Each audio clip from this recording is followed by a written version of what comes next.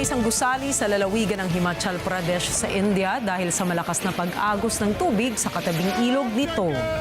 Samantala, may higit 30 katao na ang nawawala dahil sa masamang panahon. Batay po yan sa official tally ng mga otoridad. Mga detalye ng balita, ibabahagi maya-maya.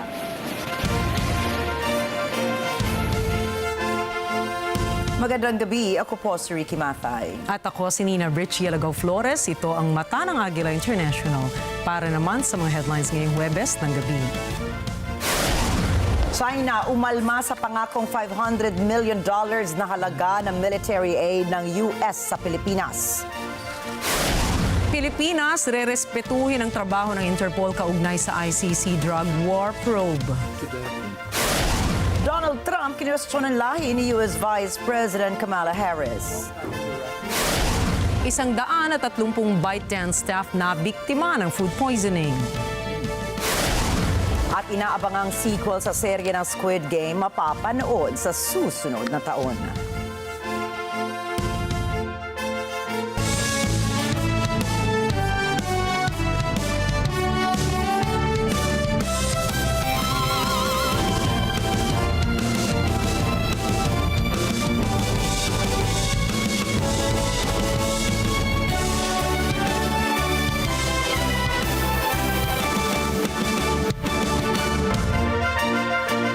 Umalma ang China sa pangako ng Estados Unidos na pagkakaluban nito ang Pilipinas ng $500 million na halaga ng military aid. Ito ay matapos ang naging 2+2 ministerial meeting sa pagitan ng Washington at Manila nitong Martes. Sa isang pahayag, sinabi ni Chinese Foreign Ministry spokesperson Lin Jian, the Philippines needs to see that ganging up with countries outside the region to engage in confrontation in the South China Sea will only destabilize the region and create more tensions.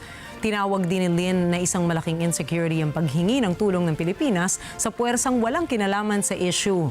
Sinabi rin ng Chinese Foreign Ministry official, ang tanging paraan para maprotektahan ang isang nasyon ng kanyang bansa ay sa pamamagitan ng sariling security. Sa panig naman ni Defense Secretary Gilberto Chodoro Jr., tinukoy nito na ang matatanggap na military aid mula sa US ay gagamitin para patatagin ang kakayahan ng Pilipinas na labanan ang mga iligal na aksyon sa teritoryo ng bansa. Ilan sa mga aspeto nito ay ang cybersecurity, gayon din ang modernisasyon ng Armed Forces of the Philippines at ng Philippine Coast Guard. Sumaklolo po ang BRP Ramon Alcaraz ng Philippine Navy sa isang Vietnamese fishing vessel matapos lumubog sa Quirino Atoll, isang traditional fishing ground ng mga Pilipinong mangingisda sa West Philippine Sea. Ayon sa ulat ni Lieutenant Commander Christopher Neil Calvo, dumating ang ipinadalang rescue team sa lugar, subalit walang sakay ang nakalutang na Vietnamese fishing vessel. Samantala, namataan ang isa pang Vietnamese fishing vessel kung saan ay nakumpirma na sumagip sa mga sakay ng lumubog na barko. Tinukoy naman ni Naval Public Affairs Director Commander John Percy Alcos na isang pagpapakita na magandang relasyon ng Pilipinas at Vietnam ang pagsagip ng Philippine Navy sa mga Vietnamese fishermen. Tiniyak din ni Alcos na laging handa ang Philippine Navy na rumisponde at sumaklolo sa mga Pilipino at dayuhang mangingisda na nangangailangan ng tulong sa karagatan. Opisyal na nag-resign si Secretary Alfredo Pascual bilang pinuno ng Department of Trade and Industry o DTI matapos ang 2 taong serbisyo sa gabinete ni Pangulong Ferdinand Marcos Jr. Sinabi ni Secretary Pascual na nagpasya siyang bumalik sa pribadong sektor upang mapangalagaan ng mapaglaanan ng mas maraming oras ang pamilya. Personal niyang ipinasa ang kanyang resignation letter kay Pangulong Marcos sa Malacanang. Bago siya itinalaga bilang Trade Secretary, si Pascual ay naging Pangulo ng Management Association of the Philippines at ng University of the Philippines System. Sa pagpupulong nila, kinilala ng Pangulo ang mga kontribusyon ni Pascual sa kanyang panunungkulan bilang pinuno ng DTI. Ayon sa Presidential Communications Office, magsisimula agad ang paghahanap ng bagong Trade Secretary upang matiyak ang maayos na transisyon. Sinimulan na po ngayong araw ng Department of Agriculture or DA ang Rice for All program nito. Ayon kay Agriculture Spokesperson Assistant Secretary Arnel de Mesa, magtitinda ang ahensya ng mga well-milled na bigas sa halagang 45 pesos kada kilo o kaya mas mura ng 51 pesos hanggang 55 pesos sa bentahan ng mga imported rice. Sa kasalukuyan ay 4 na Kadiwa sites ang nagtitinda ng mga ito. Ilan po rito ay ang mga Kadiwa stores sa Bureau of Plant Industry sa Maynila, Potrero, Malabon, Liano Road sa Caloocan at FTI sa Taguig. Dito rin ibebenta ang 29 pesos kada kilo ng bigas ng ahensya. Matatanda ang ipinahayag ni Pangulong Ferdinand Marcos Jr. sa kanyang ikatlong State of the Nation Address or SONA na magiging permanente ang mga Kadiwa stores. Tinukoy din ng Pangulo na mas palalawakin pa ng gobyerno ang implementasyon ng Kadiwa sa Pilipinas. Tutulungan ang Bureau of Fisheries and Aquatic Resources of BFAR ang mga mangingisda na apektado ng oil spill sa Bataan. Ito ay sa atas ni Agriculture Secretary Francisco Chu Laurel Jr. Ayon sa kalihim, kasalukuyang ina-assess ng BFAR ang mga apektadong lugar para matukoy ang uri at lawak ng tulong na ipagkakaloob sa mga mangingisda. Kasamang tutulong ang Department of Social Welfare and Development or DSWD sa paglingap sa mga mangingisda sa pamamagitan ng pamamahagi ng mga food packs. Magbibigay rin ang ahensya ng dispersants, isang chemical agent para makatulong sa treatment ng tumagas na langis mula sa lumubog na MT Terra Nova sa Limay, Bataan. May kargang 1.4 million na litro ng industrial fuel oil ang naturang motor tanker nang tumaob at lumubog ito sa dagat. Sinabi naman po ng Food and Drug Administration o FDA na ang bakuna laban sa African Swine Fever or ASF ay magiging available sa Pilipinas sa huling bahagi ng taong 2024 or sa simula ng 2025. Ayon kay Pamela Sevilla, spokesperson ng FDA, ang AVAC-ASF Live mula sa Vietnam ay naaprubahan na, may sertipiko na ng pagpaparehistro na may bisa sa loob ng 2 taon. Sinabi ni Sevilla na kinailang magsagawa ng mga clinical trials ang tagagawa ng bakuna upang matiyak ang kaligtasan at bisa ng kanilang produkto. Ayon naman sa Bureau of Animal Industry, pumasa na ang bakuna sa parehong mga yugto ng clinical trials. Ang paunang rollout ng 150,000 doses ng AVAC-ASF live vaccine mula sa Vietnam ay magiging kontrolado at mamomonitor umano. Makatutulong ito upang matarget ang mga lugar kung saan malaki ang epekto ng ASF sa industriya ng baboy o produksyon ng karneng baboy. Walang magagawa ang Pilipinas upang pigilan ng Interpol sakaling maghain ito ng arrest warrant laban kay dating Pangulong Rodrigo Duterte, maging sa iba pang nabanggit na investigasyon ng International Criminal Court o ICC ukol sa drug war campaign noong Duterte administration. Yan mismo ang pahayag ni Justice Secretary Jesus Remulla. Nilinaw rin ni Remulla na kahit hindi na miyembro ng ICC ang Pilipinas ay kabilang naman ang bansa sa Interpol. Anya, sa Interpol dinadala ng ICC ang mga problema at dahil sa miyembro ng Interpol ang Pilipinas, nirerespeto nito ang anumang ginagawang investigasyon ng International Criminal Police Organization. We're members of the Interpol and we are not in the business of blocking any movement of the Interpol unless a policy is laid out, which of course will go against our international commitments. Kaya hindi natin ginagawa yan. Paliwanag pa ni Remulla, may repercussion o magkakaproblema ang Pilipinas kung hindi nito igagalang ang mandato ng Interpol. Maliban na lamang anya kung may mga malalabag na batas ng Pilipinas ang Interpol. Sinabi rin ni Remulla na may request na mula sa ICC na matulungan sila ng gobyerno ng Pilipinas upang ma-interview sina Senator Bato de la Rosa at iba pang dating matataas na opisyal ng PNP. Yan ang kailangan namin pag-usapan din as a legal group within the government. Pero most of the time, we respect the action of the Interpol 99% of the time or maybe 99.9% of the time. Sa kabila naman ng resolusyong itinutulak sa Senado upang suspendihin ang Public Utility Vehicle Modernization Program ay nanindigan po ang Land Transportation and Franchising Regulatory Board o LTFRB na tuloy ang programang ito. Sinabi ni LTFRB Chairperson Attorney Chofilel Guadis III, iginagalang nila ng ahensya ang resolusyon ng Senado dahil nakabata ito sa concerns ng ilang drivers at transport groups. Subalit, giit ng LTFRB Chief na sagot ang PUV modernization program sa lumalalang mga issue sa public transportation. Anya, makakapaghatid din ang nasabing programa ng ligtas at mahusay na serbisyo sa mga commuters. Tiniyak din ng LTFRB Chief na walang dapat ipag-alala ang mga tsuper at operators na sumunod na sa consolidation process. Ipinaliwanag ito na wala rin namang direktiba mula kay Pangulong Ferdinand Marcos Jr. at sa Department of Transportation na ihinto ang PUV modernization program.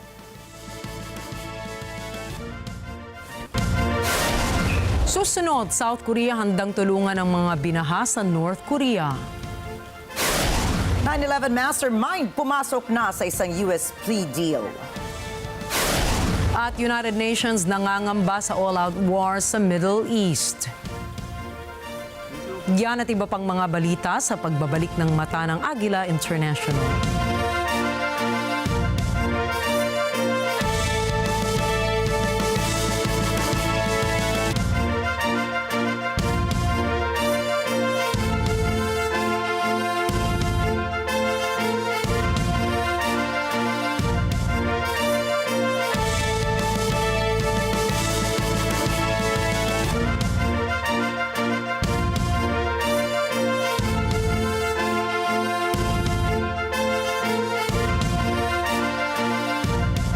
This portion is brought to you by Supreme Pure Organic Barley by Levex. First, alkaline-based pure organic barley. Every sip is full of beneficial nutrients. Wag basta barley. Dapat alkaline-based Supreme Pure Organic Barley. Choosing the kind of treatment that would work best is one of the hardest decisions to make. But one clinic has been instrumental in helping people manage a variety of health and wellness concerns. Peiwa Medical Clinic Incorporated has been trusted by thousands of patients worldwide seeking holistic care. Our brand of service is empowered by a team of experts, traditional Chinese medicine practitioners, and Filipino doctors who bridge the Eastern and the Western medicine. We offer to our patient a patient-centered care that respects cultural background and beliefs. After the treatment, I don't feel that tired anymore. I feel some relief. May nagsabi sa akin na pagamot ka doon kay Dr. Lin sa Peiwa Medical Clinic. Inamot niya ako. Binigyan niya ako ng Chinese herbal para inumin ko ng 3 buwan. Dito sa Peiwa Medical Clinic, gumaling ako. Pasalamat ako sa kanya. Ngayon, wala na ako sakit. Visit Peiwa Medical Clinic Incorporated at 132 Chinkiang Street, Barangay 18, Pasay City, or reach out to these numbers for more information to learn more on how they can help you achieve optimal health. This portion is brought to you by 318 Automo.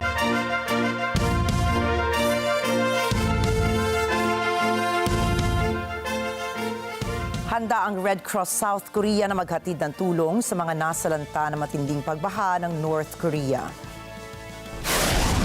최근 신우주 등 평안북도와 자강도를 비롯한 북한 지역에 내린 집중호우로 인해 북한 주민들에게 많은 피해가 발생한 것으로 알려졌습니다. 우리 측은 북한 주민들이 처한 인도적 어려움에 대해 인도주의와 동포애의 견지에서 북한의 이재민들에게 긴급히 필요한 물자들을 신속히 지원할 용의가 있음을 밝힙니다.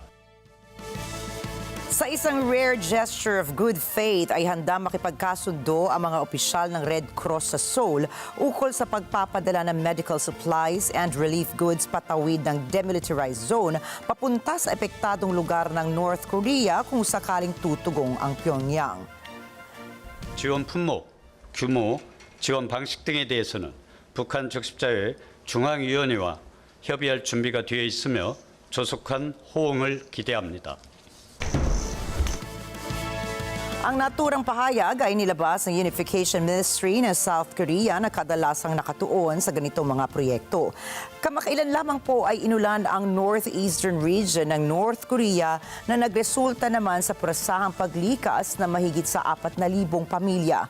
Personal naman binisita ni North Korean leader ang nasabing rehiyon at nagpahayag na matinding pagkabahala sa naging pinsala sa rehiyon.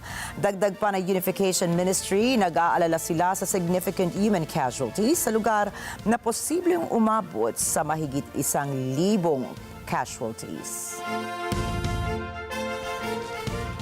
Noong Abril, nakatanggap ang ilang residente ng Kharkiv ng sunod-sunod na mga text mula sa gobyerno na kailangan umano nilang lumikas mula sa lungsod bago ito palibutan ng Russia. Ngunit ayon kay Volodymyr Timoshko, ang police chief ng Kharkiv, ang mga alertong ito ay peke lamang. Sinabi niya na ito ay isang psychological operation upang magdulot ng takot at pag-aalala sa mga mamamayan. Samantala, inakusahan rin ng Moscow ang Ukraine at ang mga bansa sa West ng pagpapakawala ng isang sopistikadong digmaan ng impormasyon laban sa Russia. Kabilang dito ang pagpapakalat ng mga mali at bias na naratibo tungkol sa Russia at sa digmaan. Ang maling impormasyon at propaganda ay pinalakas ng teknolohiya sa digmaan sa Ukraine na itinuturing na pinakamalaking labanan na naranasan ng mundo mula nang umusbong ang social media.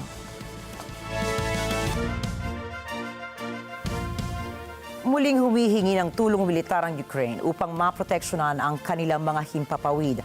Alamin po natin ang mga detalye mula kay Kathleen Gao.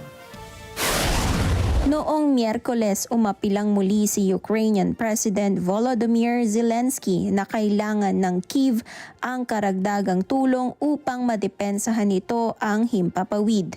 І дуже важливо нарощувати українські можливості захисту неба. Все для цього ми робимо. І зараз, якщо вже може досягатися такий вагомий результат у захисті від шахедів, то це очевидний доказ, ми можемо бути сильніші і в захисті від ракет, і в захисті від російської військової авіації. Все залежить від зброї в руках наших воїнів. Потрібні надійні системи ППО, потрібна достатня далекобійність нашої зброї. Російський терор має програвати щоразу, коли окупант намагається зламати життя в Україні. Binanggit ni Zelensky kung paano nilang napatumba ang halos 90 drones mula sa Russia na tumarget sa Kyiv at sa kalapit na rehiyon nito noong nakaraang araw. Ang pahayag na ito ni Zelensky ay matapos iulat ng Bloomberg na tumanggap ang Ukraine ng pinakaabang nitong F-16 jets mula sa partners nito, subalit ang kanilang bilang ay sinasabing kulang o kakaunti. Kathleen Ga para sa mata ng Agila International, trusted, connected, on point. Sa Venezuela, unti-unting bumabalik na sa normal ang buhay ng mga tao sa Caracas. Ngunit maraming residente ang natatakot pa rin dahil sa mga kilos protesta laban sa pagkapanalong muli ni Nicolas Maduro. Narito ang report ni Anjo Milano. Matapos ang malawakang pagpoprotesta laban sa resulta ng eleksyon sa Venezuela, tila kumakalma na ang kapaligiran. Ang mga protesta ay dahil sa kontrobersyal na resulta ng botohan na ang inanunsyong nanalo ng pamahalaan ay si Pangulong Nicolas Maduro pa rin. Tinawag ng gobyernong tangkangku ang mga protesta na sumabog noong Lunes, 29 ng Hulyo, nang idineklara ng Electoral Authority ng Venezuela na nanalo si Maduro ng ikatlong termino na may 51% ng boto. Ito ay sa kabila ng ipinakita ng exit polls na oposisyon ang nanalo. Kahit na nagpatuloy ng muli ang operasyon ng metro services, maraming ruta ng mga bus ang hindi pa rin gumagana, kung kaya't maraming mga establishmento ang sarado pa rin. At sa kabila ng mas kalmadong kapaligiran ngayon sa kabisera, may takot pa rin nararamdaman ang mga taga roon. Gente está asustada por lo que está pasando. No quieren salir a la calle a trabajar ni nada de eso. Tan temeroso de lo que pueda pasar. ¿Usted cómo ha visto la situación? Bueno, un poco más tranquila que ayer. Yo la veo un poco más tranquila. Más calmado todo ya. Gracias a Dios. Mejor que siga así todo calmado. Queremos calma y convivencia, ¿no? Ayon sa grupong Foro Pinal, may 11 katao ang namatay sa iba't ibang parte ng bansa kaugnay ng eleksyon at ng protesta laban sa resulta nito. Ayon sa US-based Carter Center na nag-obserba ng pagbotohan, hindi masasabing demokratiko ang eleksyon sa Venezuela dahil hindi nito naabot ang international na pamantayan ng integridad ng halalan. Anjo Milano para sa mata ng Agila International. Trusted, connected, on point. Sa Bolivia, pahabaan ang pila sa mga istasyon ng gasolina habang nagkukumahog ang bansa sa gitna ng kakulangan ng rasyon. Narito po ang karagdagang detalye mula kay JC Yumol. Bumper to bumper ang pila ng mga sasakyan sa mga istasyon ng langis sa mga kalye ng La Paz at El Hato ng Bolivia noong Miyerkules. Humaharap ngayon ang bansa sa kakulangan ng gasolina. Kahit na ipinaliwanag ng mga empleyado ng gas station na hindi nila alam ang dating ng panibagong supply ng langis, reklamo naman ang tugon ng mga customer na hindi makapasok ng mga trabaho nila. Para que vayan a buscar a otro lado, vean, porque piensan que va a llegar, ¿ya? ¿Qué más les puedo decir? No hay, o sea, no hay, la verdad, lo que no hay, pues.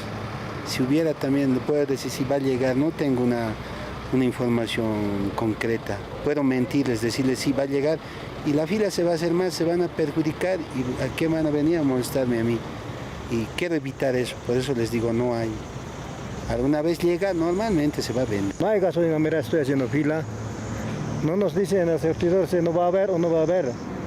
Se les pregunta, se riñen nomás, se molestan nomás.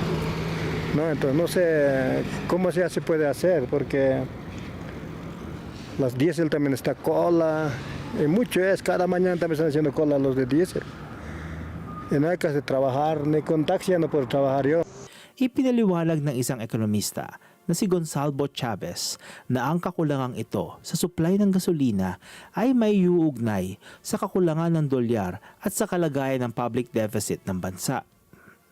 Porque todos, como hemos sobreconcentrado nuestros análisis a la escasez de dólares, nos hemos olvidado de dónde vienen esos problemas. Y eso tiene que ver con déficit público. Déficit público en Bolivia no hablamos de eso, pero son 11 años seguidos de déficit público. Que el año pasado todavía no salieron los datos, pero está cercano al 12%. Pero es un déficit público que lo arrastramos hace muchos años. Y eso ha hecho que el Estado siga gastando teniendo menos ingresos. Simula ng pambansang strike ang mga unyon ng transportasyon upang ireklamo ang kakulangan ng langis. Sinasabing hindi dumarating ang diesel na inaangkat ng bansa mula sa Russia. Kalahati sa ginagamit na gasolina ng Bolivia ay inaangkat ng bansa at nagkakahalaga ng $800 million kada taon. JC Yumol para sa mata ng Agila International, trusted, connected, on point. Tumanggap ang isang ospital sa Gaza ng pinaka-aabangan nitong medical supplies mula sa United Arab Emirates. Narito ang mga detalye mula kay NJ De Guzman. Makikita sa videong ito na nagkakarga ang staff members at mga voluntaryo ng medical aid boxes mula sa UAE para sa Al-Auda Hospital sa Central Gaza. Masayang pinasalamatan ng isang doktor ang UAE para sa tulong na ito na lubhang kailangan ngayon ng Gaza.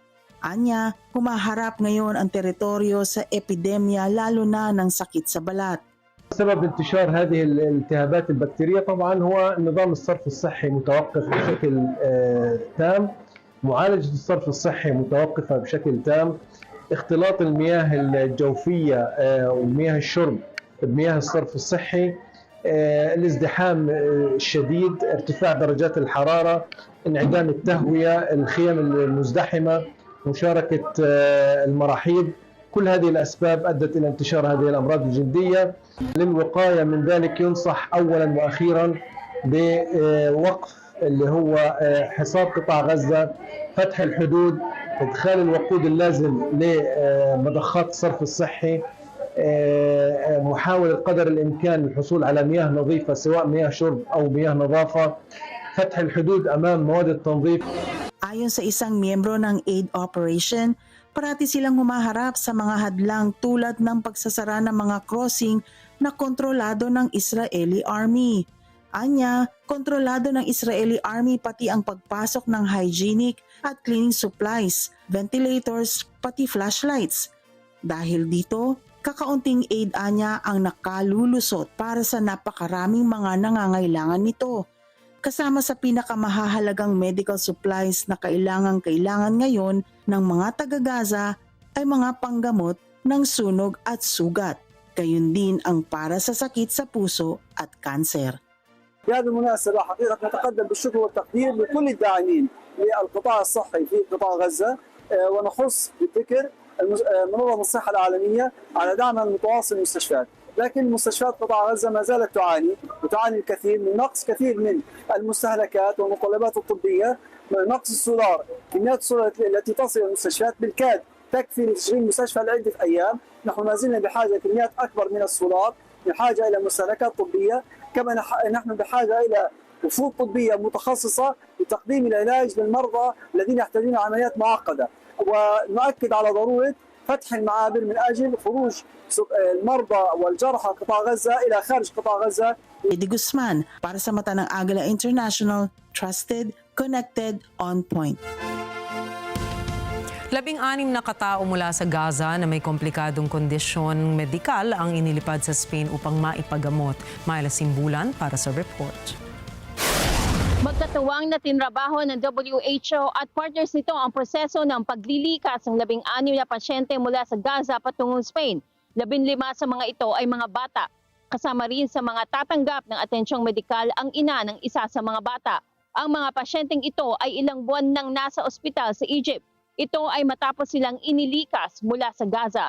Ayon sa WHO, ang 16 na pasyenteng ito ay maliit na bahagi lamang na libo-libong mga kabataan at katandaan na nangangailangan ng natatanging atensyong medikal sa labas ng teritoryo. Ayon sa WHO, ang 16 na pasyenteng ito ay maliit na bahagi lamang ng libo-libong mga kabataan at katandaan na nangangailangan ng natatanging atensyong medikal sa labas ng teritoryo. 13 sa mga batang ito ay may komplikadong injuries. Ang isa ay may sakit sa puso at ang isa pa ay may cancer. Ang mga batang ito ay nanatili sa Egypt bago mag-6 ng Mayo nang maging halos imposibleng maglikas mula sa Gaza dahil sa pagsasara ng Rafah crossing. Sinamaan sila ng 25 kapamilya at taga-alaga. Mula noon, 23 tao lamang ang nailikas at idinaan sa Shalom crossing. Ayon sa WHO, mula noong Oktubre 2023, may 5,000 mga tao ang nailikas mula sa Gaza para gamutin sa labas nito. Higit sa 80% nito ang ginagamot sa Egypt, Qatar at UAE. Ngunit may 10,000 pa ang nakaabang na mailikas. Ayon kay WHO Regional Director for the Eastern Mediterranean na si Dr. Hanan Balki, ang mga batang ito ay kakarampot lamang sa dami ng mga taong naiwan pa sa Gaza na dapat suriin ang kalusugan. Nagbabala si Balki na nanganganib ang buhay ng mga ito kung hindi agad makakatanggap ng atensyong medikal. Ang paglilikas papuntang Spain ay sinuportahan sa pamamagitan ng EU Civil Protection Mechanism at sa pakikipagtulungan sa WHO. Inasikaso naman ng Palestine Children's Relief Fund ang pagdodokumenta at pag-aapruba ng paglilikas. Samantala, tumulong naman ang Egypt sa pag-aalaga sa kanila habang sila ay nasa bansa. Gayon din ang ginagawa ngayon ng Spain. Ang mga batang ito ay gagamutin sa iba't ibang ospital sa Spain. Hinihikayat ng WHO ang ibang bansa na pamarisan ang ganitong aksyon. Myla Simbulan, Swarthmore, Pennsylvania. Para sa Net25 News, trusted, connected, on point. Myla, nabanggit mo na hinihikayat ng WHO ang ibang bansa na gayahin ang ginawang pagtulong nga ng Spain sa mga pasyenteng galing sa Gaza. Paano mararagdagan ang paglikas ng mga pasyenteng nasa malubhang kondisyon kung lalong humihigpit ang crossing, papasok at papalabas ng teritoryo? Yan ang dahilan bakit nananawagan ng WHO ng iba't ibang medical evacuation corridors. Ito ay para matiyak ang tuloy-tuloy, organisado, ligtas at napapanahong paglikas sa mga pasyente sa lahat ng posibleng ruta. Kasama na rito ang Rafah at ang Kerem Shalom. Ayon din sa WHO, ang pinakamahalaga sa ngayon ay ang maipagpatuloy ang medical evacuations mula sa Gaza papuntang West Bank. At kasama na rito ang silangang Jerusalem. Dito kasi nakaabang ang mga ospital sa mga pasyente. Sinabi rin ng WHO, ang mga pasyente ay dapat ring mailikas papuntang Egypt at Jordan at mula doon papunta naman sila sa ibang bansa kung kinakailangan. Magandang gabi sa inyo dyan. Maraming salamat sa iyo, Myla Simbulan. Noong Miyerkules, ipinahayag naman ng White House na hindi nito nakikita ang isang eskalasyon ng labanan sa Middle East matapos ang asasinasyon kay Hamas leader Ismail Haniyeh. Patuloy pa rin anyang umaasa ang US na magkakaroon na ng ceasefire sa pagitan ng Israel at Hamas. Narito pang report ni Marjorie Quintos. Ayon kay US National Security Spokesperson John Kirby, masyado pang maaga para sabihin kung makakaapekto ba sa ceasefire agreement ang mga kaganapan sa gitnang silangan nitong mga nakaraang araw. We don't believe that an escalation is inevitable, and there's no signs that an escalation is imminent. But I also said that we watch it very, very closely. I also said and said again today that this is something that we've been concerned about since the 7th of October. It's not like we're brushing off concerns at all. We're watching this very, very closely, and it's been a chief concern of the President. Dagdag ni Kirby, alam ni Pangulong Joe Biden ang pinakahuling mga pangyayari sa rehiyon.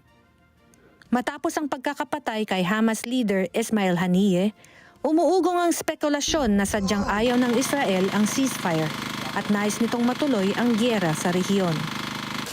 Ikinababahala rin ng mga leader ng ibang bansa na ang asasinasyong ito ay sasagutin ng madugong pagganti ng Hamas at ng mga kaalyansa nito.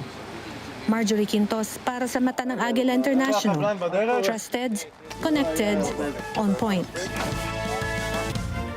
Ayon sa Pentagon ay may plea deal na ang mga US prosecutors at si 9/11 mastermind Khalid Sheikh Mohammed. Si Khalid ay isa sa mga utak sa likod ng mga pag-atake noong Setyembre 11, 2001 sa Estados Unidos. Sinabi ng US Department of Defense na kasama rin sa plea deal ang kapwa-akusado ni Khalid na sina Walid Muhammad Salih Mubarak bin Atash at Mustafa Ahmed Adam Al-Hawsawi. Hindi dinetalye ng Pentagon ang nilalaman ng plea deal ng tatlong akusado, subalit ayon sa mga media sources ay sa halip na magkaroon ng trial at death penalty ay pumayag ang tatlong akusado na mag-plead guilty to conspiracy kapalit ng life sentence. Matagal nang nakakulong ang tatlo sa US Navy base sa Guantanamo Bay, Cuba, subalit hindi pa sila humaharap sa paglilitis. Halos 3,000 katao sa US ang namatay sa mga pag-atake noong 9/11 na nagpasimula ng War on Terror at mga pagsalakay sa Afghanistan at Iraq.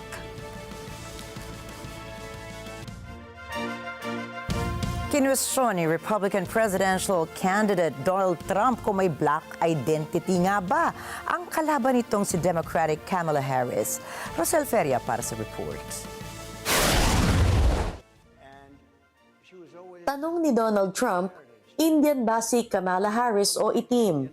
Isang tanong at sagot na nauwi sa pagkadismaya ng audience na may 1,000 tao. I've known her a long time indirectly, not directly very much, and she was always of Indian heritage, and she was only promoting Indian heritage. I didn't know she was black until a number of years ago when she happened to turn black, and now she wants to be known as black. So I don't know, is she Indian or is she black? She has always But identified as a black woman. She went to a historically black college. I respect either one, but she obviously doesn't, because she was Indian all the way, and then all of a sudden she made a turn and she became a black person. Just to be clear, sir, do you believe I that think she is somebody should look into that too when you ask, continue in a very hostile, nasty tone. Si Harris na may inang Indian at tatay na itim, ang unang itim at unang Asian American na vice-presidente ng Estados Unidos. Matagal nang kinikilala ni Harris ang kanyang sarili na itim at South Asian American. At mula nang inilunsad ni Harris ang kampanya para sa White House ngayong buwan, humarap na ito sa sunod-sunod na sexist at racist na pang-aatake online. Ito ay sa kabila ng tawag ng mga leader ng Republican Party na iwasan ng mga mambabatas ang ataking personal at mag-focus sa policy positions ni Harris.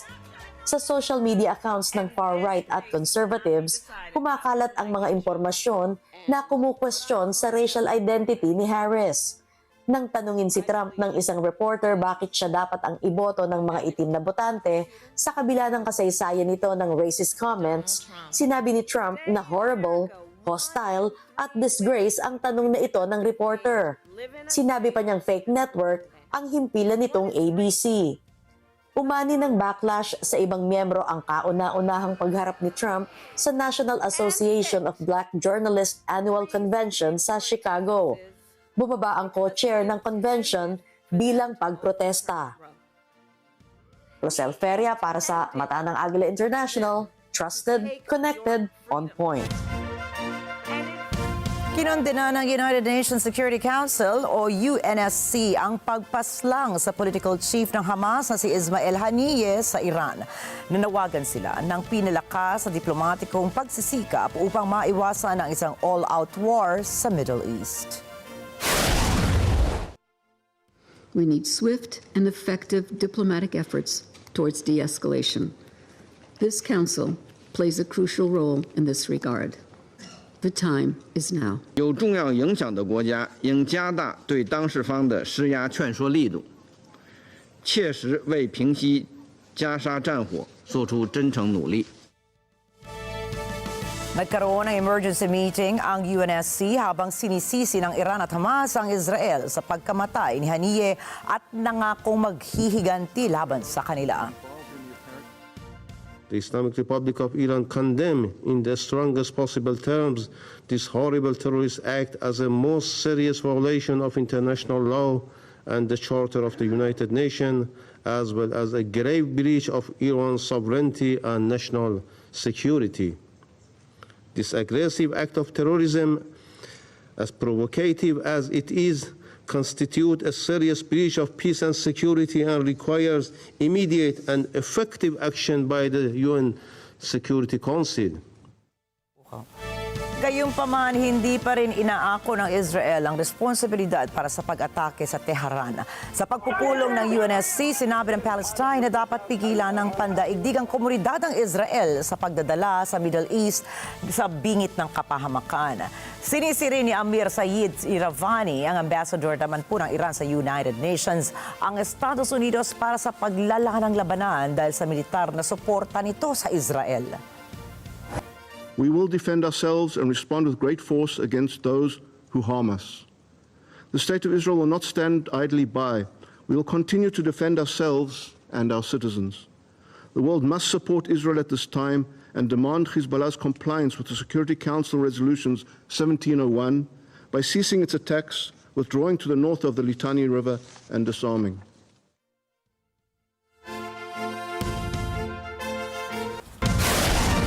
Susunod, Japan naglabas ang corrective order para sa Toyota. Autonomous robotic excavator gagamitin bilang lunar bases. And Squid Game Season 2 nakatakdang ipalabas bago matapos ang taon. Mga detalye ng mga balita sa pagbabalik ng Mata ng Agila International.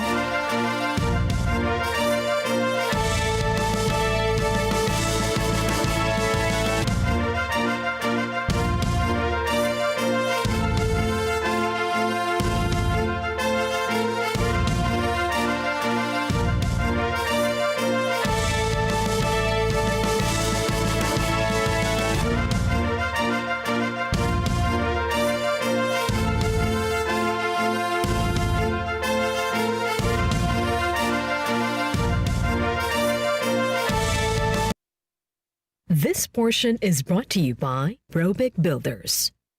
Why choose Supreme Pure Organic Barley? It is 100% pure organic barley straight from Australia. Certified super brands. The first alkaline-based barley in the Philippines. High pH level, 7.9 alkaline level, 68 micronutrients, non-acidic. It helps boost immune system, improves digestion, high in antioxidants, regulates blood sugar level and cholesterol. Waglan Basta Barley. Dapat alkaline-based Supreme Pure Organic Barley. As people age, the prevalence and chances of getting susceptible diseases also increase. Feiwa Medical Clinic specializes in integrative and restorative medicine to help you optimize your well-being as you navigate the natural process of aging, utilizing safe, proven, and time-tested healing methods for a holistic approach to health. We are powered by a team of experts, traditional Chinese medicine practitioners, and Filipino doctors who bridge the Eastern and the Western medicine. We offer to our patient a patient-centered care that respects cultural background and beliefs. After the treatment, I don't feel that tired anymore. I feel some relief. May nagsabi sa akin na magamot ka doon kay Dr. Lin sa Feiwa Medical Clinic. Ginamot niya ako. Binigyan niya ako ng Chinese herbal para inumin ko ng 3 buwan. Dito sa Feiwa Medical Clinic, gumaling ako. Pasalamat ako sa kanya. Ngayon, wala na ako sakit. Schedule a consultation today and experience the Feiwa difference. Visit their website at feywamedical.org or reach out to these numbers to unlock your path to increase longevity and a thriving life. This portion is brought to you by North Luzon Express Terminal.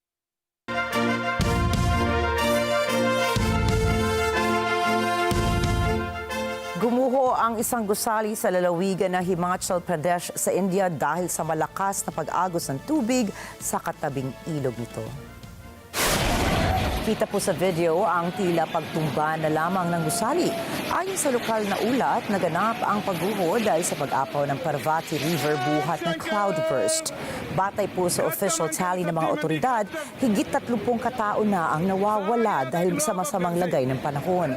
Nagsimula na magsagawa ng rescue operations ang National Disaster Response Force para sumaklolo sa mga biktima. Gumamit na rin ng mga drones ang mga operatiba para makatulong sa paghahanap sa mga nawawalang tao. Nagliliyab ang coastal region na Shengjin sa Albania dahil sa hindi maapulang sunog. Ayon sa pamahalaan, ang sitwasyon ay nananatiling problema. Si Cherry Recorizado para sa mga detalye. Nagkukumahog ang mga bumbero sa Albania na puksain ang kumakalat na sunog sa Shengjin noong Martes. Nagliliyab sa kasalukuyan ang area ng mga dagat sa rehiyon. Ayon sa Defense Ministry ng bansa, hanggang ngayon, sa kabila ng atensyon sa national level, nananatiling malaking suliranin ang sunog. Nag-order na ng paglikas ang kapulisan ng bansa. May 150 bumbero na nagamit ang 40 mga sasakyan at helikopter ang sumusubok na puksain ang sunog. Nananawagan na ang Albania sa ibang bansa na tulungan silang kalabanin ang ayaw mapukaw na apoy. Sa social media, makikita na nagliliyab ang isang resort. Ang panahon ng tag-init sa Albania ay kadalasang dinadapuan ng wildfires at kalat-kalat na sunog na kumakalat rin sa Croatia at ang kalapit North Macedonia. Cherry Recorizado para sa mata ng Agila International. Trusted, connected, on point. Inanunsyo ng Singaporean Ministry of Health and Food Agency na nasa 130 staff ng bite dance ang naging biktima ng food poisoning. Nanatiling nasa pagamutan ang 17 mga biktima dahil sa gastroenteritis. Kasalukuyang iniimbestigahan ng Mass Contamination o Decontamination Authorities ang sanhi ng food poisoning. Inihayag naman ng isang tagapagsalita ng bite dance na nagsagawa na rin ito ng hiwalay na investigasyon sa naturang insidente. Ayon sa ulat ng isang media, tinukoy nito na ang Singapore office ng bite dance ay kumukontrata lamang pala ng external food catering services at hindi nagluluto o naghahanda ng pagkain on-site. Pansamantalang suspendido na ang operasyon ng bite dance hanggang sa susunod nitong abiso.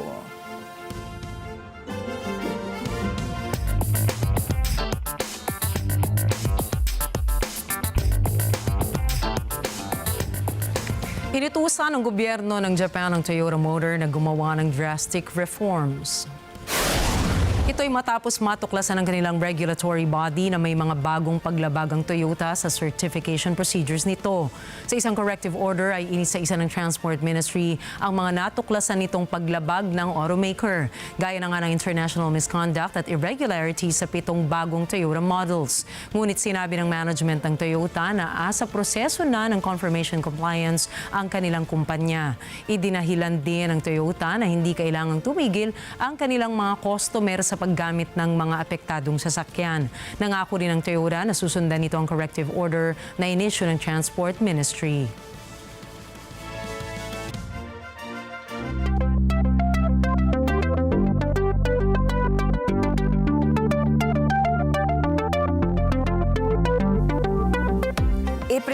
Ipinresenta ng isang Swiss-based research team ang paggamit ng isang autonomous robotic excavator sa mga lunar bases. Ayon sa team ng ETH TS00RIKH, trabaho ng excavator ang magtayo ng isang dry stone wall glass shield sa paligid ng mga ilulunsad na lunar launch pad sa buwan. Paliwanag ng team, sa imbes na magpadala ng building materials sa buwan ay mangongolekta na lamang ito ng mga bato at lupa sa lugar para gawing pader. Layon na ito na maprotektahan ang mga lunar infrastructures mula sa rocket exhaust. Samantala, para sa mga eksperto, nakikita itong solusyon na pwedeng gamitin ng Artemis mission ng NASA. Tinukoy naman ng research team na mas energy efficient ang nasabing pamamaraan kumpara sa ibang construction techniques. Sa kabila nito, walang inilabas sa timeline ng team hinggil sa magiging gamit nito sa mga space missions.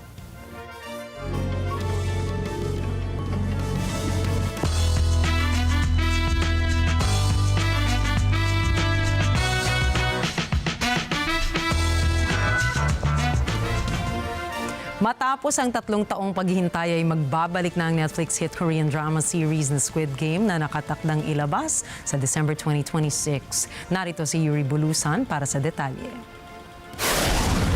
Ngayong araw ay inanunsyo na ng Netflix ang opisyal na petsa para sa ikalawang season. Habang ang ikatlong season naman ay nakatakdang ilabas sa 2025. Kasunod nito, ang mga kaabang-abang na eksena ng mga laro para sa mga tauhan na kailangan magbuwis ng buhay. Nanguna rin ang palabas sa Netflix bilang most popular TV sa kategoryang non-English na may 2,065,200 views. Dagdag pa rito, ang 14 na nominasyon na kanilang natanggap mula sa 74th Emmy Awards noong 2022. Ayon naman sa director, writer at executive producer na si Wang Dong-kyuk ay may tuturing surreal ang kanilang pagbabalik sa mundo ng Squid Game. Bukod dito ay ilang YouTuber naman ang sumubok na gawin ang laro sa palabas gaya ni Mr. Beast, mga Pinoy vlogger na sina Brusco Bros, Donalyn Bartolome at Von Ordona. Samantala, makikita pa rin sa Squid Game 2 ang karakter na si Player 456 o Ling Jung-jae, pati na rin ang iba pang mga cast na sina Lee Byung-hun, Wi Ha-jun at Gong Yoo. Yuri Bulusan para sa mata ng Agila International. Trusted, connected, on point. Malaking palaisipan para sa ilang mga fans ang halagang natanggap ng mga singers na sina Celine Dion at Lady Gaga mula sa opening ceremony ng Paris Olympics. Ayon sa organizer ng 2024 Paris Olympics ay libre umano ang ginawang performance ng dalawa na tinawag nilang honorary gig. Ikinatuwa ng mga manonood ang natatanging pagkanta ni Celine Dion sa Edith Piaf Hymn to Love sa ilalim ng Eiffel Tower. Dagdag pa rito ang French cabaret performance ni Lady Gaga kung saan kinanta niya ang French song na Mon Croc en Plumes. Matatandaang nagbukas ang Paris Olympics noong July 26 na dinaluhan ng iba't ibang mga atleta mula sa iba't ibang panig ng mundo, mga bigating tao sa industriya ng sports at mga singers and entertainers. Tampok naman sa pagbubukas nito ang pagsakay ng mga atleta sa bangka na dumaan sa River Seine na sinundan ng pagpapalipad sa hot air balloon. Samantala, kinumpirma din ng mga organizers na ang tanging binayaran sa opening ay ang technical production.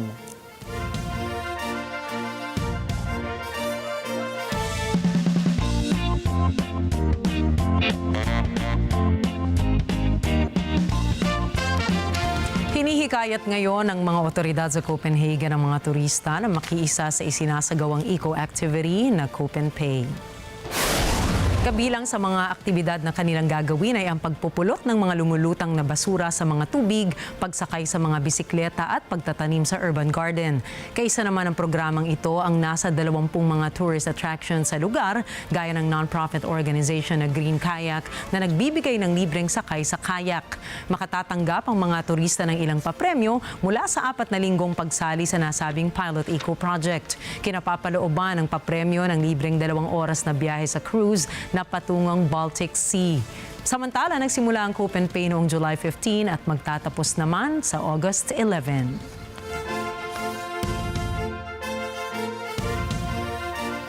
Lumisan ang ilang mga musikero sa Gaza sa ngayon at naninirahan po na nasa Egypt dahil sa patuloy na labanan at giyera sa kanilang bansa. Ayon sa Palestinian musician na si Rayouf Belbaisi, ay bata pa lamang ay pinangarap na niya na makabuo ng natatanging kanta mula sa Gaza Strip. Kaagad naman itong naglaho nang magsimula ang giyera sa pagitan ng Israel at Hamas na siyang sumira sa kanyang kabuhayan. Kabilang na si Belbaisi ngayon sa mga singers ng grupong Gazan musicians sa Egypt na may layuning ibalik ang kanilang trabaho sa pagkanta. Bukod dito ay ipinahayag naman ng ilang miyembro ang hirap at takot sa kanilang buhay na makabangon mula sa Gaza. Dagdag pa rito ay nagsisimula na ang grupo na planuhin ang pagbuo ng mga kabuhayan sa bawat miyembro. Samantala, nagsimula naman ang giyera noong October 7 matapos umatake ang grupong Hamas sa libo-libong mga tao sa Israel. Ito na. Naku, alam mo Ricky, I can only imagine kung anong pinagdadaanan ng mga tao sa Palestine, sa Gaza lalong-lalo na. Kasi tayo nga nung dumaan yung pandemya, hindi ba, kagulat-gulat. At hindi lang tayo nagulat, nagulat ang buong mundo dahil hindi inaasahan ng isang pandemyang darating sa panahon natin. And then, nung natapos yung pandemya, nakarecover tayo, unti-unting bumabalik sa normal ang buhay natin. Pero para sa mga tao sa Gaza, medyo mas malaking dusa ang pinagdadaanan nila ngayon kumpara noong panahon ng pandemya. Pero tingnan mo naman, at least meron silang oportunidad itong mga musicians na to na makabangon muli. So I think with every rain we have to look at the silver lining. Na at least ito, unti-unti na sila nakakahanap ng paraan. Although sa lahat naman ng pagbangon, hindi naman laging madali. So ito po isang challenge sa kanila. So sana din, actually hindi naman musicians, to be fair, hindi naman entertainers yung nahihirapan. Lahat po ng sektor kapag may talaga namang nahihirapan. So siguro ito lang, mas may pagkakataon itong mga musicians na to because they were given the opportunity to start again in Egypt, di ba? So sana nga, makakita sila ng opportunities na to. Tama. At siguro makakarinig tayo minsan ng isang kanta naman mula sa mga taga-Palestine, Tingnan natin kung ano yung boss natin. Kasi ang mga Pilipino, kahit sa handa ako ng mundo, talaga sinasabi lang, mahusay tayo kumanta. Totoo yan. Curious naman tayo ngayon. Minsan gusto kong umagri na ayokong umagri. Kasi parang feeling ko pag umagri ako, pakakantahin mo ako. Nangako ako na someday soon. Ay, diba? Gagawin ko yan. Diba? Diba? Ako naalala yan ang sinasabi. Oo nga pala, diba? Bukas po.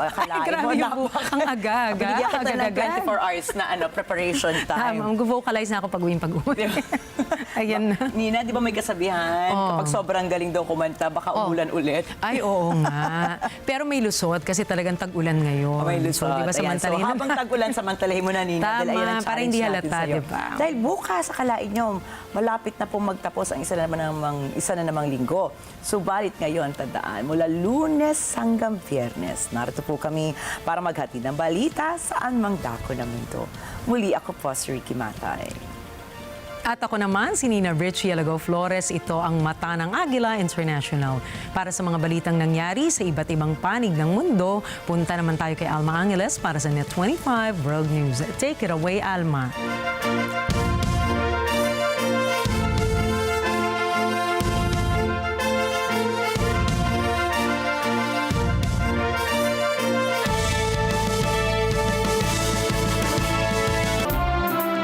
Thank you, Nina Enrique. Good evening, everyone. I'm Alma Angeles, and you're watching Net 25 World News. On tonight's headlines. Could Israel be facing retaliation tonight after the assassination of Hamas political chief Ismail Haniyeh in Tehran?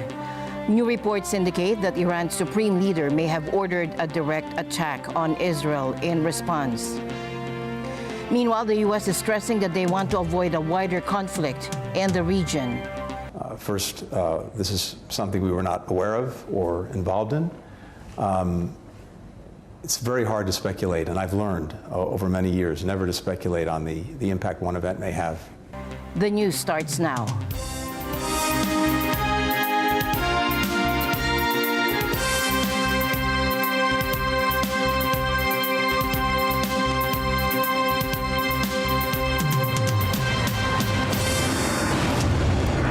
Israel is on high alert tonight, anticipating potential retaliation after the assassination of Hamas political chief Ismail Haniyeh in Tehran.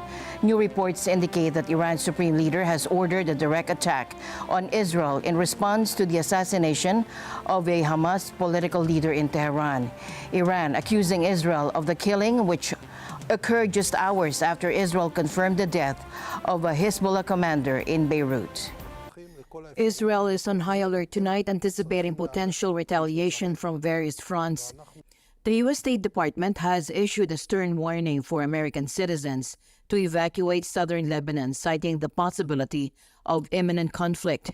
This comes in the wake of the assassination of Hamas political chief Ismail Haniyeh in Tehran, reportedly by an Israeli missile strike, just hours after Haniyeh met with Iran's supreme leader.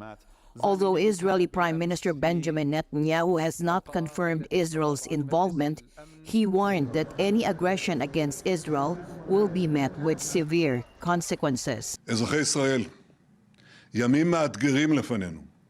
מאז התקיפה בביירות נשמעים איומים מכל עבר. אנחנו ערוכים לכל תרחיש ונעמוד מלוכדים ונחושים מול כל איום. ישראל תגבה מחיר כבד מאוד על כל תופעות נגדנו מכל זירה שהיא.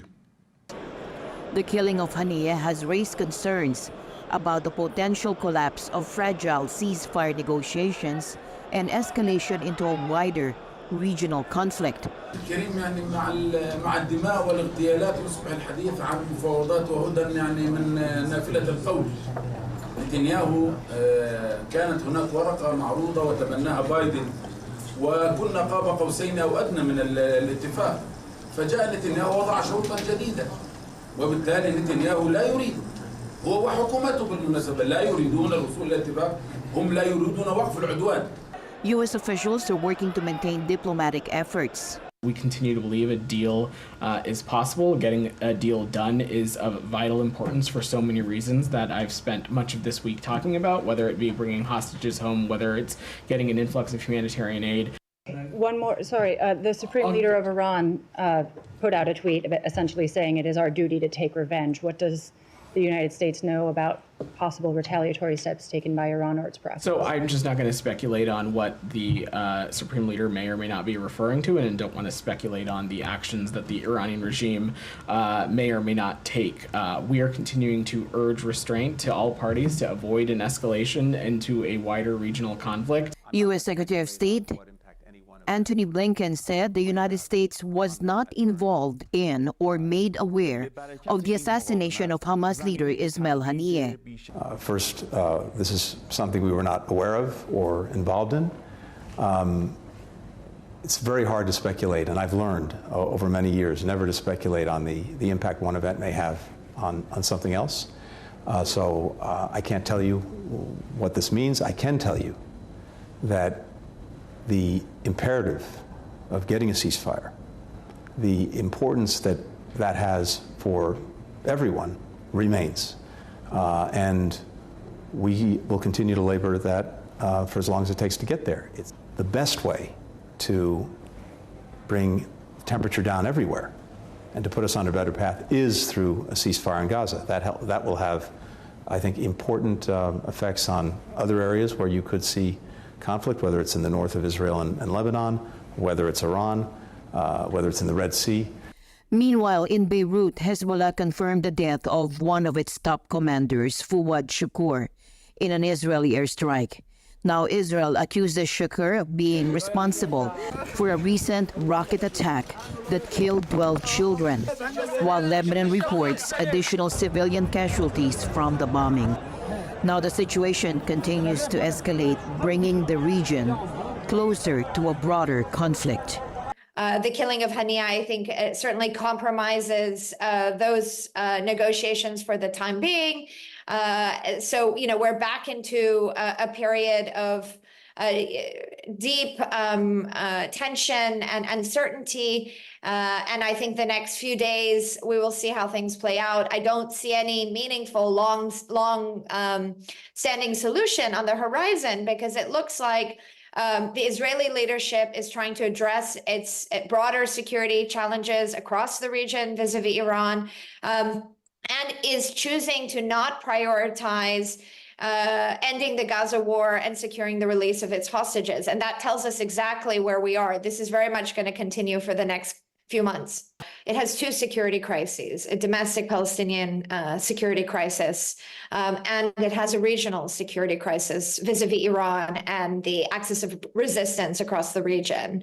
And Israel is looking to widen the aperture, having not yet fully met its objectives in the Gaza war, and tried to degrade in a much more meaningful way the presence and posture of the axis of resistance in Lebanon, in Syria, in Iraq, and directly also hitting Iran. So this strike that took out Ismail Haniyeh in Tehran, just coming after the strike in Lebanon that took out Fuad Shukr, really is carefully choreographed. What this does mean is that we're going to continue to be in this drip cycle of escalation and de-escalation, and there is no real clear off-ramp to address these security dynamics across the region.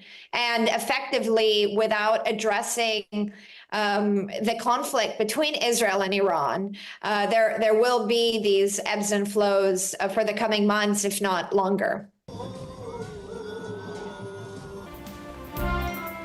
16 people from Gaza with complicated medical conditions have been flown to Spain to receive urgent care there.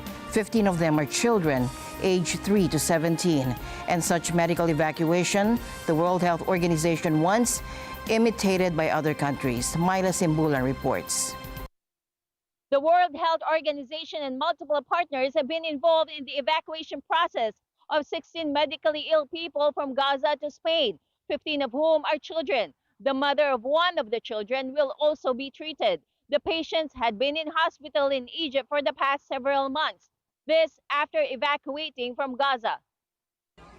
WHO says these 16 patients are just a small portion of the thousands of other children and adults who need access to specialized medical care outside of the Palestinian territory. 13 of these children have complex injuries. One has a chronic heart condition. Another is living with cancer. These children have been in Egypt since before May 6, after which evacuations became almost impossible with the closure of the Rafah crossing. They were accompanied by 25 family members and other caregivers. Only 23 people have been evacuated since then via the Karim Shalom crossing. WHO says since October 2023, around 5,000 people have been evacuated for treatment outside Gaza. Over 80% of them received care in Egypt, Qatar, and the United Arab Emirates. But another 10,000 still need to be evacuated. WHO Regional Director for the Eastern Mediterranean, Dr. Hannah Balki, says these children are just the tip of the iceberg. Thousands of people of all ages, he says, still remain in Gaza who need to be medically evacuated. Balki warns that they are at risk of dying if they are unable to quickly access the advanced medical care they need. The evacuation to Spain was supported through the EU Civil Protection Mechanism in partnership with WHO. The Palestinian Children's Relief Fund facilitated the patient's documentation and evacuation approval. The government of Egypt supported their care while they were there, and Spain is providing similar support. The children will be treated at various hospitals across Spain. WHO encourages other countries to follow this example. Myla Simbula in Swarthmore, Pennsylvania for Net25 World News. Thank you, Myla. You mentioned that the WHO is encouraging other countries to do as Spain did with patients from Gaza. How can more patient evacuations be done given the worsening situation at the various crossings? into and out of the territory. Yes, Alma. That's the reason why the health agency calls for multiple medical evacuation corridors. This is to secure sustained, organized, safe, and timely passage of patients through all possible routes. This includes Rafah and Kerem Shalom. Also, WHO says that what's most urgent is the restoration of medical evacuations from Gaza to the West Bank, which includes East Jerusalem. And because in East Jerusalem, hospitals are ready to receive patients, and patients must also be facilitated to be transferred to Egypt and Jordan, and then from there to other countries when needed. Alma? Thank you for your report, Myla. U.S. Republican presidential candidate Donald Trump addressed the nation's largest annual gathering of black journalists, making the controversial claim that his Democratic rival Kamala Harris had previously downplayed her black heritage. In a controversial appearance at the National Association of Black Journalists Convention in Chicago, Republican presidential candidate Donald Trump made contentious remarks questioning the racial identity of his Democratic rival, Vice President Kamala Harris. During the interview on July 31, Trump questioned Harris's heritage. She was always of Indian heritage, and she was only promoting Indian heritage. I didn't know she was black until a number of years ago when she happened to turn black. These comments drew mixed reactions, including some jeers from the audience of about 1,000 people. Trump further questioned. And now she wants to be known as black. So I don't know, is she Indian or is she black? She has always identified as a black woman. I respect either black one. College. I respect either one, but she obviously doesn't. She was Indian all the way, and then all of a sudden she made a turn and she became a black person. Just to be clear, sir, do you believe that she is... I think somebody should look into that too when you ask continue in a very hostile, nasty tone. Kamala Harris, who is of Indian and Jamaican heritage, has long identified as both black and Asian. She's notably the first black and Asian American person to serve as U.S. Vice President.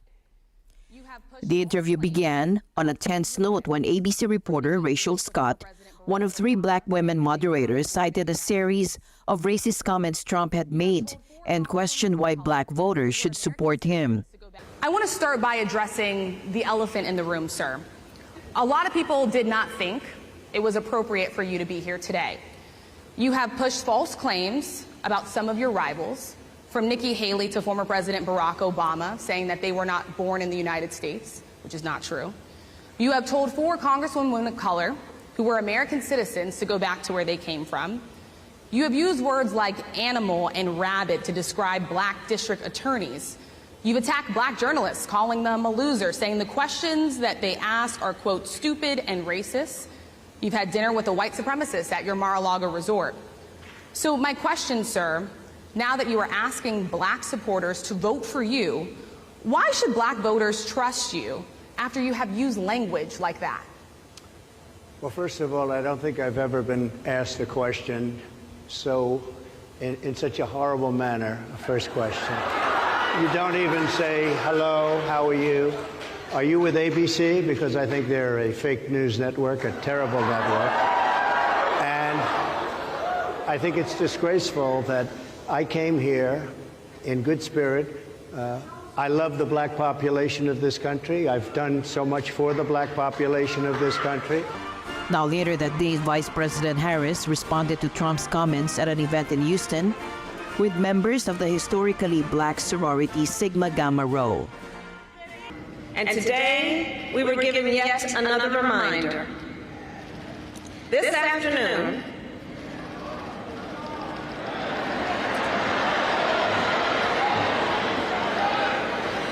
Donald Trump spoke at the annual meeting of the National Association of Black Journalists.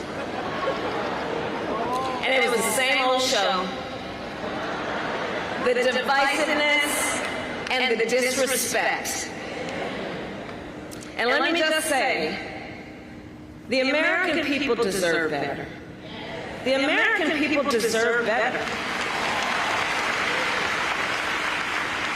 The American people deserve a leader who tells the truth, a leader who does not respond with hostility and anger when confronted with the facts. We deserve a leader who understands that our differences Do not divide us. At least 11 people have lost their lives and dozens are missing after torrential rains battered northern India. The Himalayan state of Himachal Pradesh has been particularly hard hit, with the popular tourist destination of Dharamshala recording a staggering 183 millimeters of rainfall in just 24 hours. The state capital Shimla and surrounding areas are facing a severe crisis, with more than 50 people reported missing. Rescue teams are working tirelessly to locate and assist those in distress. ये जो शिमला डिस्ट्रिक्ट के रामपुर कॉन्स्टिट्यूंसी में जो सरपारा पंचायत है, उस पंचायत का एक समेज गांव है। उस गांव में भारी नुकसान हुआ है। अभी तक 36 लोग वहां पर मिसिंग बताए जा रहे हैं। मौके पे एसडीआरएफ, एनडीआरएफ, सीआईएसएफ और हमारा जिला प्रशासन के जो लोग हैं, एसडीएम आदि सब वहां पहुंच गए हैं और रेस्क्यू काम चला हुआ है। Neighboring Uttarakhand has also been affected, with a cloudburst claiming 4 lives and hundreds of pilgrims stranded.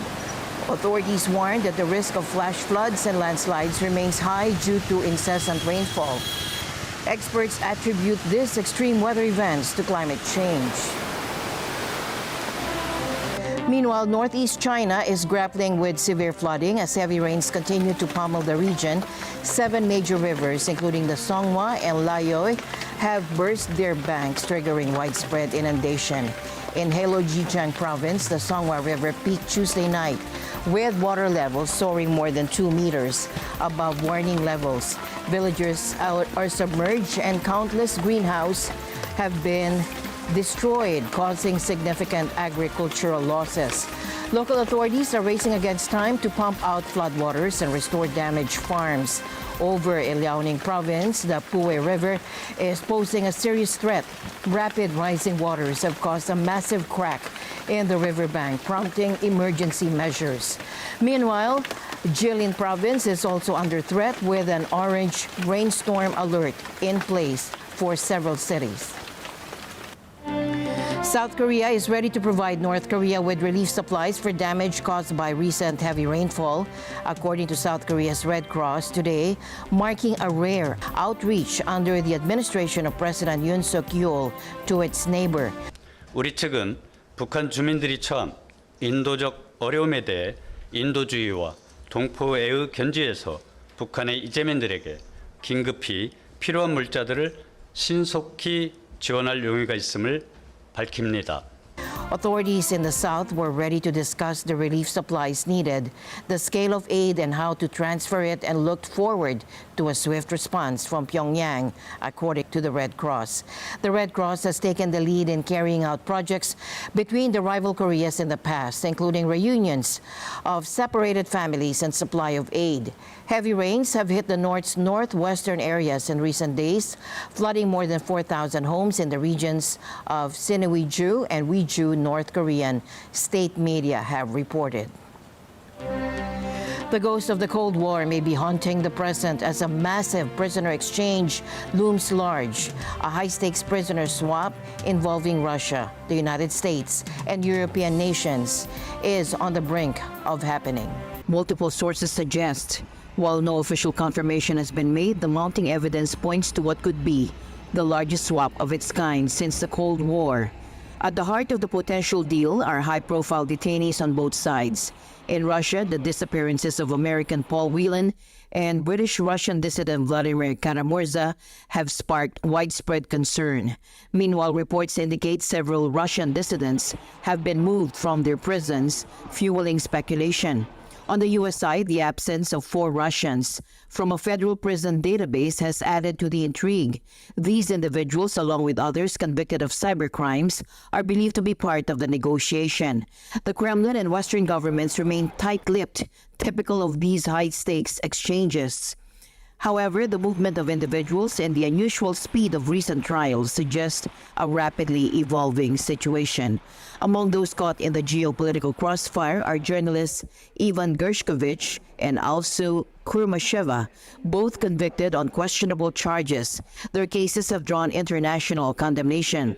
As the world watches with bated breath, the question remains, will this complex deal materialize? And if so, What would it mean for the detainees and the broader geopolitical landscape? Russia's defense ministry announced the commencement of the third phase of its tactical nuclear weapons drill.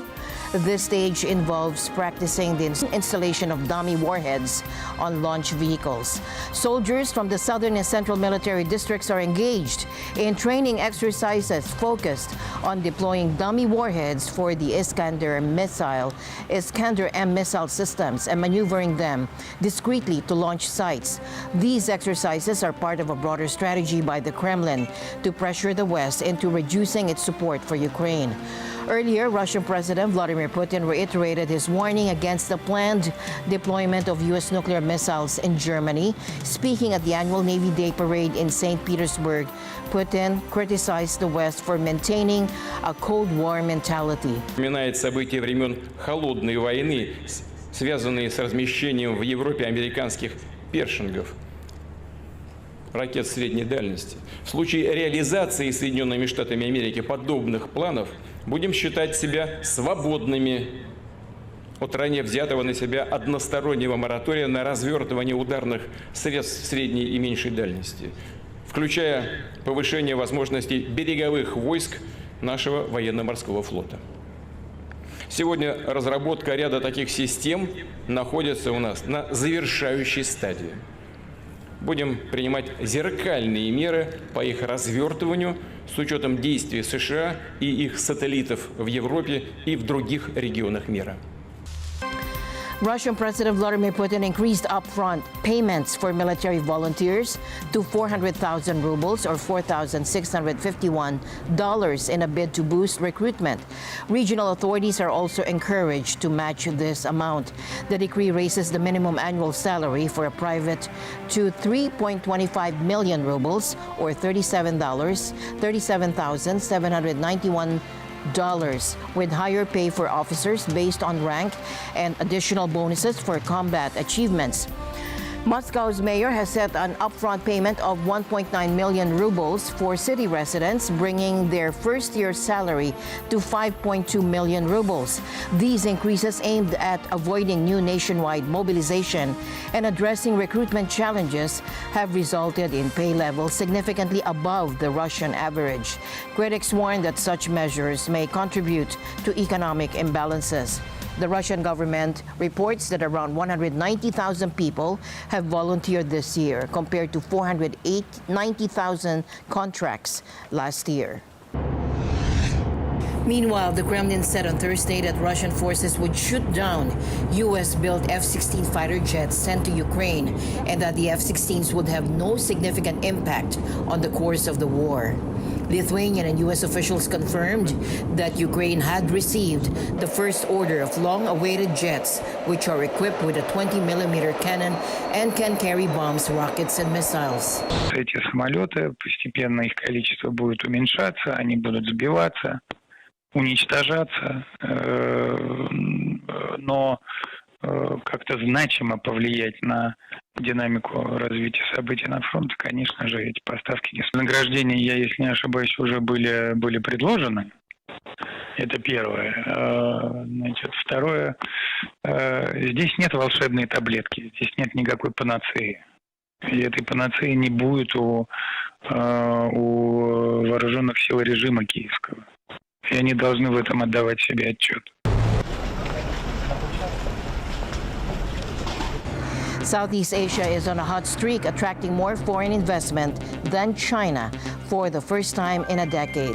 Investors are trading Beijing for Bangkok, Jakarta, Kuala Lumpur, Manila, and Singapore. When Net25 World News returns. Join Open for Business as we speak with one of the country's A-list fashion designers, Francis Libiran, a name synonymous with luxury, intricate details, and show-stopping gowns. Watch as he reveals his fascinating transition from architect to fashion icon and successful entrepreneur. As a designer, it's such an honor to do something for your country. I was in that place wherein I wanted my designs to be known worldwide, and Olympics is one of the platforms in doing that. Open for Business with Cesar Vallejos, Sunday, 9 p.m. Sunday 25. Papalapit na naman ang weekend, ibig sabihin, it's again a new episode on Corina Interviews. Gugulatin tayo sa mga revelations ng OG action star at tinaguri ang Adonis at prinsipe ng Philippine showbiz, Gestoni Alarcon. Paano mula sa pagiging takatakboy o tagatinda ng sigarilyo sa kalye, pagtitinda sa palengke, ay naabot niya ang rurok ng tagumpay ng isang artista sa showbiz. Biro ninyo pati pagbebenta ng prutas, dyaryo, balot at pagde-deliver ng yelo, kinarir din ni Gestoni Alarcon. Hanggang sa maging isa pang Vice Governor. Kabilib-bilib, di ba? Yan at marami pang ibang formula at leksyon sa buhay mula sa mga tunay na karanasan ni Gestoni sa showbiz at sa likod ng kamera. Abangan ngayong linggo. Dito lang sa Corina Interviews, 6 p.m. pagkatapos ng comedy series na Goodwill sa Net25. Sa Net25. Sa Net25.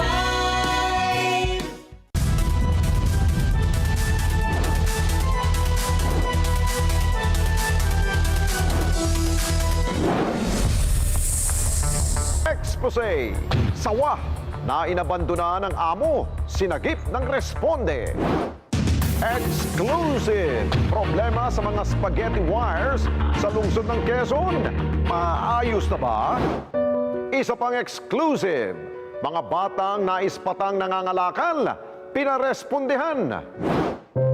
Batang kakaibang forma ng ulo na nangangailangan ng tulong, agad na nirespondihan. Hanggat nandyan si Baby Carl, alagaan, mamahalin namin, bibigay namin lahat ng gusto niya, pangangailangan niya. Sabado, alas 6 hanggang alas 7 ng gabi, ito ang Responde, Mata ng Mamamayan. Let's get together, sa Net25.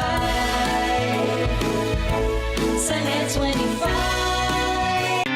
Hi, this is Raisa Senon at bibisita po ako sa Lutong Dasa at magluluto kami ng kakaibang kilig recipes like baked cornflake chicken, tinapa spread, thicker recipes, Thai squid salad.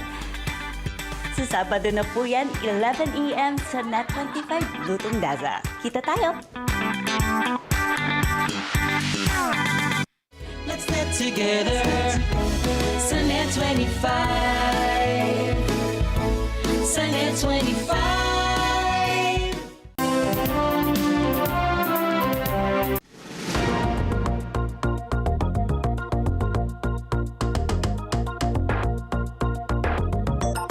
Myanmar's embattled military government extended a state of emergency for another 6 months, according to state media, as the junta struggles to maintain its grip on power with fighting flaring on multiple fronts and the economy in crisis.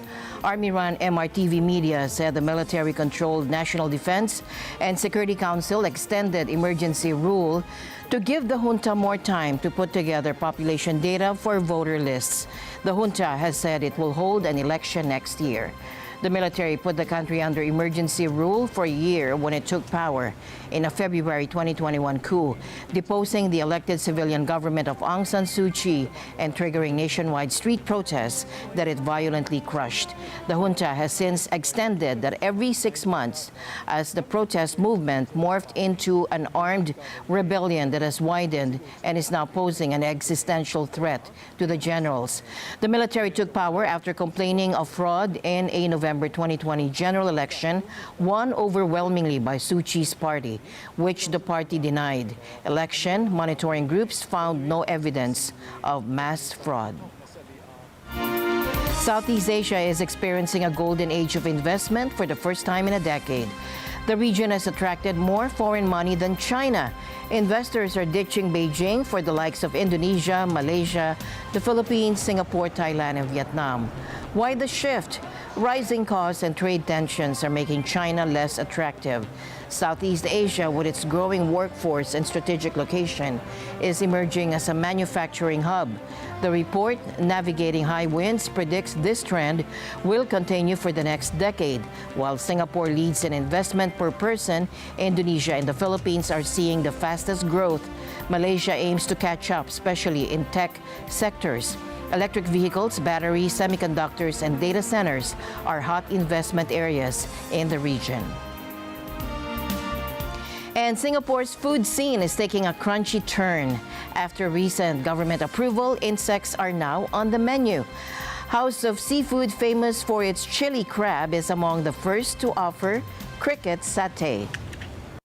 Fancy salad garnished with black-field crickets, or satay chicken skewers with some extra protein. This Singapore restaurant is putting insects on their menu.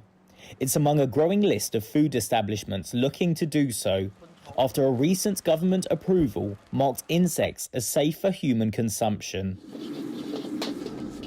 So how do insects taste? A table of 4 was invited to the House of Seafood restaurant before the official launch of the menu. It's just like the texture of your eating dry shrimp. If you think dry shrimp is pleasant, then it is. If you eat it with the eye closed, you can tell it. It's a cricket. In terms of taste, meat tastes better, but I'm willing to try eating it occasionally because it's a novelty to me. Singapore approved 16 species of insects for consumption, including crickets and grasshoppers. They have been proven to be a rich source of fat, protein, vitamins, fiber, and minerals, according to the UN Food and Agriculture Organization. Food security researcher Paul Teng calls the latest policy a step in the right direction. Countries like Thailand, Cambodia, and Laos have had many generations of consumers eating insects. So there's no yuck factor anymore. It's part of their normal diet. Now we need to build it in Singapore because we don't have a history of eating insects. At House of Seafood, founder Francis Ng says the initial response from customers has been positive. The restaurant can officially launch the menu for sale when importers get paperwork from the Singapore Food Agency. Currently importing from Thailand, he hopes to farm his own edible insects in the future. Vertical farming for these insects is good, especially organic. Whatever I left in my restaurant vegetable, I can leave it to them. That would be the best way. So I know what the insect is eating. I hope this can be a halal segment also. But now I haven't halal yet. Because the insect, what they're eating, they still don't know. And with that, we end tonight's broadcast. For everyone here on Net 25, I'm Alma Angeles. Thank you for joining us. Good night.